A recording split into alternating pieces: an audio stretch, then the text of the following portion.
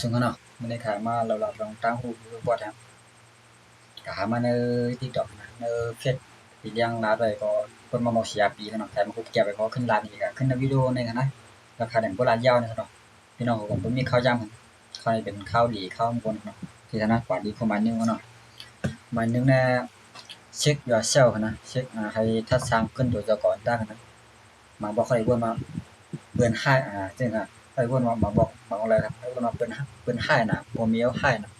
เอ้ยโกหมโรงเรียนเอ้ยโกหมการเอาให้น่ะหัวหน้างานหัวหน้าการเอาจึงพวกให้น่ะจังนะที่ว่าเขาย้ำถามอยู่เจ้าของเพิ่นเยาหาอันพวกให้มันเป็นเขาว่าเป็นเฮาคั่นนะแล้วก็มาบอกมาแล้วให้คนมาบ่มีเฮาอำดีcái là cái quang nào ôi ôi cô hôm hôm hiến ôi cô cho làm lý cho cô ôi cô họ dùng cho làm lý hôm nào họ làm lý vậy nó cái quang cái là cái các bạn lýนั่นเป็นที่เตเขาทำcho cậu cái nhau bạn lýนั่นเป็นเฮาฮะเป็นเขาฮะนะว่ามีเขาเหตุการณ์แม่นเหตุการณ์แม่นจะเป็นก่อนแล้วจังก็ธรรมดาเนาะมาเขาหลุดทำcho cậu chứ cậu màบอกcái câuบอกมาเคยยินมาคนนั้นในขี้ป้องขี้ดีน่ะโอ้ยโกเขาในใกล้เชใกล้นู่นใกล้นี่ไผละเขาน่ะจังนั้นนะใกล้ยินที่ว่าเขาถ้าสร้างจะก็เพิ่นเยาหาว่าอันเป็นกวนใกล้ป้องใกล้เชใกล้นี่นั่นมันเป็นดองเต้ห้าหรือว่าเขาเจั่นกันนะหรือว่าเขาก็เช่นเดียวหลายๆบางเรื่องมันก็เขาเฮ็ดผิดเปลืองเขาก็เช่นเดียวเนี่ยเป็นมันก็ธรรมดานะแต่บางเรื่องพอเขาเฮ็ดผิดเปลืองมาเช่นเดียวเนี่ยมันจะตั้งผิดเท่ากันที่เป็นเขานั่นอย่างก็การที่เพิ่น การที่เฮาได้กระทัดช้างเพิ่นคั่นเนาะเขาอยากไปกระทัดช้างเพิ่นเนาะมันทัดช้างอยู่แต่ก่อนแต่ว่าดองอันเพิ่นเพิ่นมาเป็นชิ้นเดียวจังนั้นมันเป็นน้องที่5หรือว่าจังนั้นนะให้น้องหมายถึงว่าทัดช้างอยู่แต่ก่อนตั้งไม่กว่าที่หมาย2นะหมาย2มันอะไรว่าอย่าไปกลุ่มป้องปื้นวันหลังนะมันบ่ให้เว้าว่าอ้อเกิดมาเนอโมโหคือน้ำเตรียมโทนเกิดมามีเงินมีคำอำใดคือโรงเรียนอำใดคือมีชื่อต่างเลยก่อนน้องเบิ่งมีต่างจังนั้นป้องปื้นวันหลังป้องนู่นป้องนี่จังนะป้องนู่นป้องนี่อยู่ก็ เขาก็ผู้เกียรติคณะผู้เกียรติระดับบางคอว่าอ่าโพสสุเกิดมาบ่สุเกิดมานำหมู่โหเฮือนฐานนั้นน่ะผิดเขาโพสกวยกาโพสุตายนำหมู่โหเฮือนฐานนั้นได้ว่าเป็นนำผิดสู่เขาเนาะในประโยชน์ข้อความในพระโกราชกันที่ว่าคนใดก็ย้ำยินกันเนาะที่ว่าในหั้นนะผู้ใดเขาเกิดมานำหมู่โหเฮือนฐานนั้นมันก็ผิดกันนะเพราะเขาบ่คัดจะเฮ็ดคัดจะสร้างที่มันก็มักมีได้กันนะ หรือว่าบ่ตายอะไรในเขาดึกผ่านดึกขามใจนั้นในเป็นด้านพี่เราเนี่ยนะครับโดยมีเฮียงเขาเข้าใจช้างจะปานเขาอยู่นั้นในช่องที่ว่าเปลี่ยนเรื่องมันหลายได้วิดีโออันเป็นที่อากิขายมาอ่านนี่นะไม่ได้เพียงเนาะมาอ่านเลยมันหลายได้ว่าคือนะแต่ว่าอังกฤษเขาก็คาเด่นบ่ไหลกันนะ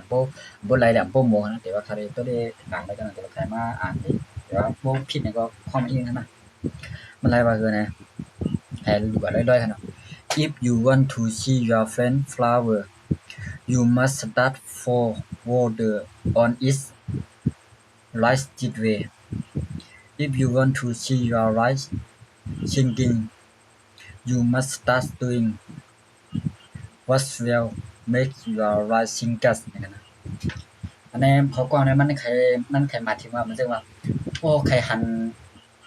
ต้นไม้เฮานะต้นไม้บอกจังซั่นมันจะว่าอย่างมันว่ามันก็ว่าจังนั้นนะจังตัว Fran flower เจ้าครับFran flower เดี๋ยวพวกคลาฟีเบิ่งความเห็นนะ Fran flower เนี่ยเขามันจะว่าต้นไม้หั่นน่ะต้นไม้บอกอย่างนั้นนะเพราะว่าเขาแค่ต้นไม้บอกเขาจูต้นใหญ่จูสูงจูมีหมอกมีหมากเขาจะได้คัดจากคนปันเทอใกล้ๆคนปันนำอย่างนั้นนะเหมือนกันก็ชาวเฮาเป็นกวนนะใครจะปานเฮา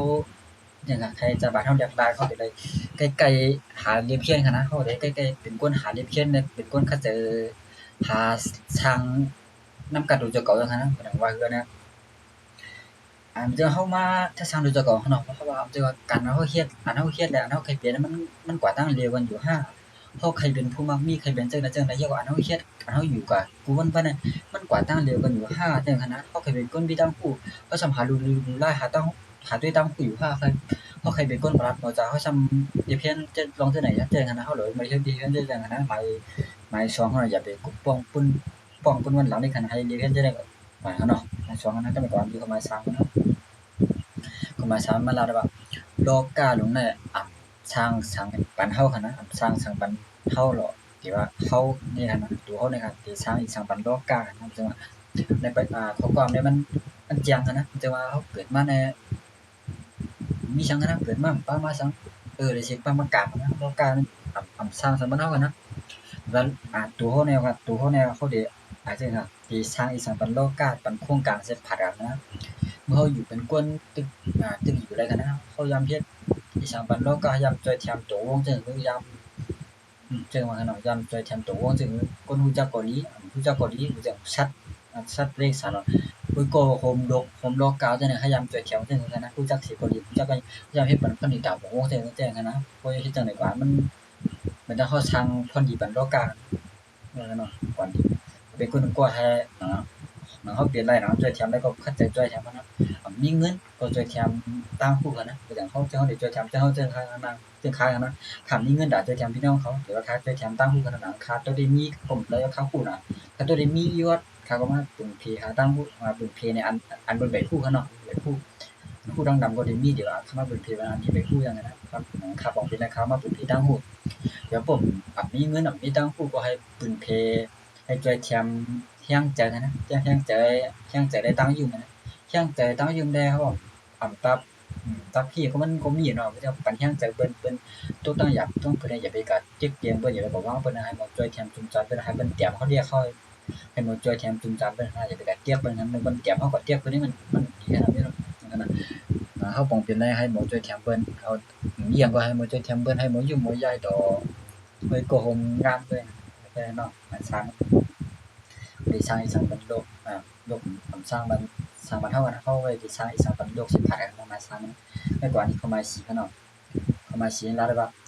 เหตุการณ์ใหญ่ก็ทั่วปัญหาใหญ่เหตุการณ์เรียกก็ทั่วปัญหาเรียกตึกแล้วตึกยาวนะก็นะตึกยาวเฮ็ดสังก็ตึกยาวเปิ้นหลาเปิ้นว่าเป็นคนขี้คร้านได้ไปเขาก็ได้เจียงเรื่องนี่กันนะบ่ได้กันนะเพราะเฮ็ดปัญหาเหตุการณ์ใหญ่เหตุการณ์ตรงวงเหตุการณ์ต้องตรงวงที่ว่าก็ยามเพิ่นยามเพิ่นหลาก็ว่าเพิ่นสิเพิ่นดีอยู่กันนะเหตุการณ์เดียวกันลงยาเพิ่นหลาเพิ่นสิเพิ่นดีเฮ็ดยาปัญหาลงเหตุการณ์ใหญ่ลอกก็ยาปัญหานี่ลอกข้างเมืองก็เหตุการณ์เดียวกันลงเนี่ยบางก็ถุงลองเงินน้องจ้องบางก็ถุงมีถูกครับเพิ่นเป็น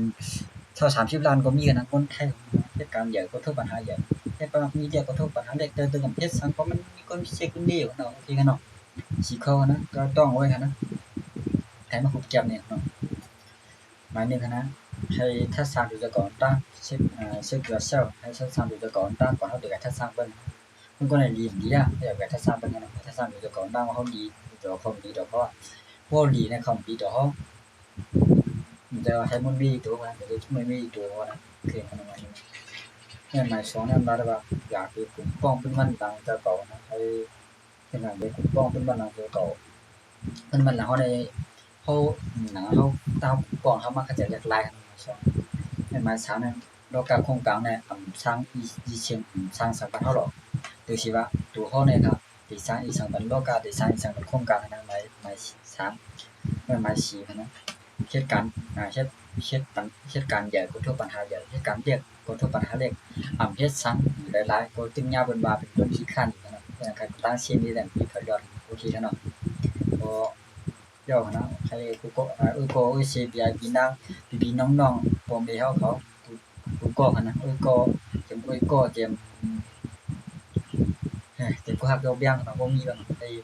ก็เขาสิมาช่วยสิมาเข้ามาช่วยดอกบ่ช่วยกันให้อยู่ดีกินปานมีแฮงนะว่าเดี๋ยวก็เป็นข้าวชั้นนำในก็บางก็ชั้นนำป่นเนาะที่ว่าเป็นกำบางก็ตากแดดเกินก็เป็นหวัดเป็นอันเนี่ยให้โจบางโจชั้นก็มีดังชื่ออาจารย์ปานคณะโอเคกันเนาะใครจะโจบเนาะเดี๋ยวบ่รับนั่นยาวโอเคกันเนาะ